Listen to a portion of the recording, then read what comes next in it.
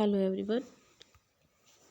ये एक बुक है एनसीईआरटी की भारतीय कला, जो कि 11th की है। तो अब हम इसे पढ़ेंगे और धीरे धीरे इसे पूरा ख़त्म भी कर देंगे पढ़ते पढ़ते। तो इसका पहला चैप्टर जो है वो अखंड अ है। इकाई 1 कला तत्व सिद्धांत माध्यम और तकनीकी कला शिक्षा और समाज। तो जब हम कोई एनवीएस केवीएस या ऐसे कोई पेपर देते हैं केंद्र का, उसमें एनसीईआरटी से कई सारी चीज़ें पूछ ली जाती हैं। और जब हम इसे पढ़ लेंगे तो एक पूरा का पूरा, अगर हम 2 बुक पढ़ लें, एक ये वाली और एक और आती है 12th की, 11 12th की आती है वो, तो काफ़ी हमारा पोर्शन भी कंप्लीट हो जाता है। और एक सही सही, जैसे कई बार हमें लगता है कि ये जो डेट है या उसका समय काल है वो क्या है, सही है कि नहीं है, असमंजस में रहते हैं। तो अगर हम एनसीईआरटी पढ़े तो थोड़ा तो ज़रूर ये रहता है कि विश्वास रहता है ये पढ़ रहे हैं तो ज़रूर ठीक होगा, इसमें ज़्यादा कुछ गलतियाँ नहीं होंगी या उसका हम प्रूफ दे सकते हैं। तो ये सब रहता है, इसलिए मैं ये बुक शुरू कर रही हूँ।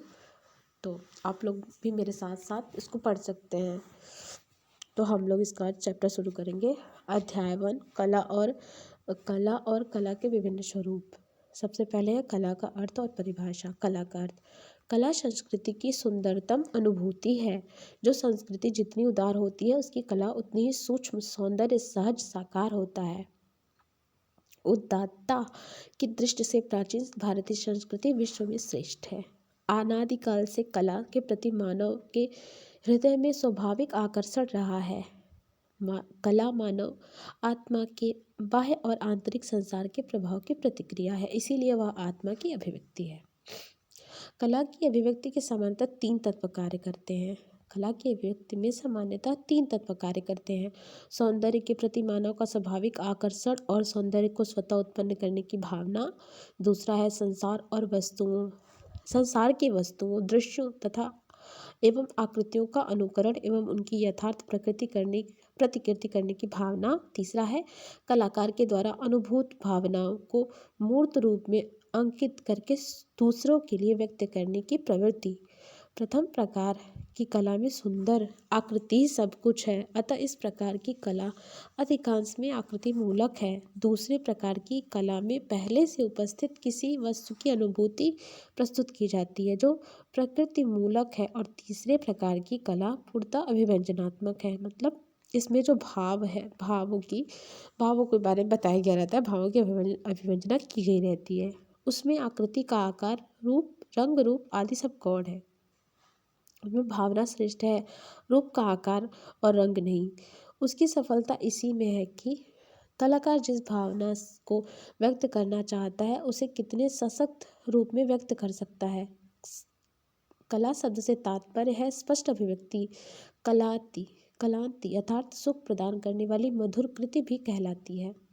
कला शब्द का सर्वप्रथम प्रयोग ऋग्वेद के 8वें मंडल में यथा कलाम यथा शफम के रूप में प्रयुक्त हुआ। भारत में प्राचीन काल में कला के लिए शिल्प शब्द का भी प्रयोग हुआ। भरत मुनि ने अपने नाट्यशास्त्र में शिल्प और कला दोनों शब्दों का अलग अलग प्रयोग किया है। न तद्ज्ञानम न तत्शिल्पम नाशा विद्या नाशा कला। तो ये जो पैराग्राफ है मोस्ट इम्पॉर्टेंट हो जाता है, क्योंकि इसकी एक एक लाइन जो है एग्जाम में पूछी जाती है। जैसे कि कला शब्द का सर्वप्रथम प्रयोग कहाँ हुआ, ऋग्वेद में हुआ, कौन से मंडल में हुआ, तो 8वें मंडल में हुआ, किस रूप में हुआ, वो जो यथा कला यथा सफम, ये जो है 4 शब्द ये कहाँ से आए हैं, तो ये ऋग्वेद के 8वें मंडल में आए हैं। और इन्हीं शब्दों में कला का जो है शब्द सर्वप्रथम प्रयोग किया गया है। उसके बाद भारत में सबसे प्राचीन समय में कला के लिए जो शब्द प्रयोग किया गया था वह था शिल्प। और भरत मुनि ने अपने नाट्यशास्त्र में भी शिल्प और कला दोनों शब्दों का अलग अलग प्रयोग किया है। और जो नाट्यशास्त्र का है, नाट्यशास्त्र में जो श्लोक मिलता है वो न तत्ज्ञानम न तत्शिल्पम नाशा विद्या नाशा कला। और यथा कला यथा शफम, यह जो है वो ऋग्वेद से लिया गया है। तो इन सब चीज़ों को हम क्लियर करते चलेंगे तो ज़्यादा सही रहेगा। भारतीय दर्शन में कला को सत्यम शिवम सुंदरम रूप में माना गया है। रविन्द्रनाथ ठाकुर का मानना है कि जो सत्य है, जो सुंदर है, जो कल्याणकारी है, वही कला है। तो यहाँ पे रविन्द्रनाथ टैगोर का भी कोटेशन आ जाता है कि जो सत्य है, सुंदर है, जो कल्याणकारी है, वही कला है। गांधी जी ने कला को आत्मा का ईश्वरीय संगीत कहा है। भारत में जीवन से जुड़े प्रत्येक कार्य को कला मानते हुए कलाओं की संख्या निर्धारित की गई है।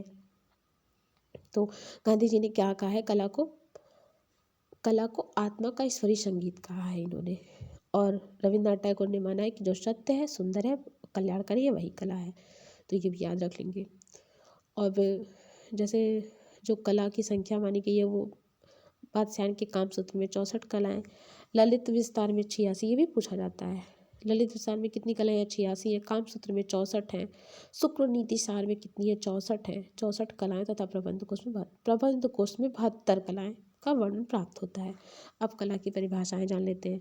कला कल्याण की जननी है। इस धरती पर मनुष्य की उदय बेला का इतिहास कला के ही हाथों से लिया गया है। विश्वात्मा की सर्जना शक्ति होने के कारण सृष्टि के समस्त पदार्थों में कला का आधार है। कला अनंत रूपा है। प्रकृति की प्रत्येक रचना तथा जीवन के प्रत्येक क्रियाकलाप में कला दृष्टिगोचर होती है। यह जीवन का अनुपम और अमूल्य अंग है। कला के संबंध में समय समय पर विद्वानों ने अपने विचार दिए हैं। नंदलाल बसु के शब्दों में कला आनंद की अभिव्यक्ति है। कलाकार अपने मानस से जो आनंद अनुभव करता है, उसी अनुभव को करने के लिए वह रचना करता है। तो नंदलाल बसु, जो कि इनका जन्म हुआ था 1882 या 83 भी इनका आता है। तो ये एक बंगाल शैली से संबंधित कलाकार माने जाते हैं। और शांति निकेतन में इन्होंने काम भी किया था। तो ये एक प्रमुख कलाकार हैं और इन्होंने कहा है कि कला आनंद की अभिव्यक्ति है। याद रख लेंगे इनसे। तत्वतः अपने व्यापक रूप में कला मानव की सृजनात्मक शक्ति का किसी भी मानसिक तथा शारीरिक उपयोगी या आनंदमय या दोनों से युक्त वस्तु के निर्माण के लिए किया गया कौशल रूपी उपक्रम है। तो यहाँ पे कला को कौशल भी बताया जा रहा है। वस्तुतः मनुष्य अपनी इंद्रियों व मन द्वारा बाह्य जगत की समस्त वस्तुओं का स्थूल ज्ञान एवं उनके प्रति रसानुभूति का अनुभव करता है और उसे ही कला के माध्यम से दूसरों के सामने प्रदर्शित करता है। कला केवल मनुष्य तक ही सीमित नहीं है। पशु पक्षी और कीट पतंगों के क्रियाकलापों में भी कलात्मकता परिलक्षित होती है। ईश्वर की रचना में मानव को सर्वश्रेष्ठ कृति माना गया है, अतः उसमें कला के प्रति रुझान होना स्वाभाविक है। इसी स्वाभाविक प्रवृत्ति के फलस्वरूप वह चित्र रचना करता है। कलाति अर्थात सुख प्रदान करने वाली मधुर कृति कला कहलाती है, किंतु इसके साथ साथ कला शब्द का सामान्य एवं अर्थ कुशलतापूर्वक किया गया कार्य होता है। प्राचीन काल में शास्त्रों में 64 प्रकार की मूल कलाओं व कालांतर में दृश्य कला, ललित कला तथा शिल्पकला के वर्गीकृत हुई, जिसे आधुनिक काल में ललित कला, शिल्प कौशल आदि के नामों से जाना जाता है। मानव जीवन में जितने भी क्रियाकलाप और चेष्टाएं वे सब कला के अंतर्गत ही आती हैं। सामान्यतः कला के गुणों के आधार पर 2 वर्गों में विभाजित किया गया है, ललित कला, उपयोगी कला।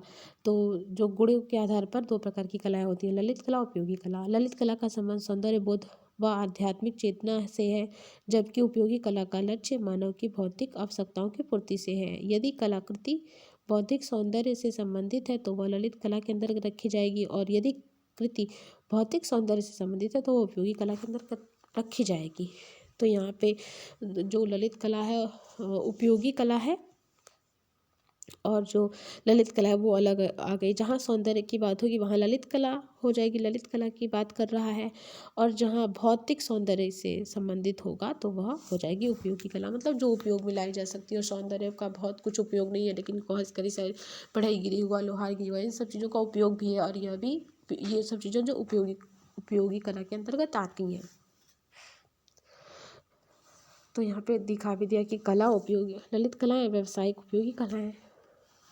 उपयोगी कला के अंतर्गत एक प्रकार से अनेक कृतियों का सृजन किया जाता है, परंतु ललित कलाओं में मौलिकता व रचनात्मकता पर विशेष ध्यान दिया जाता है।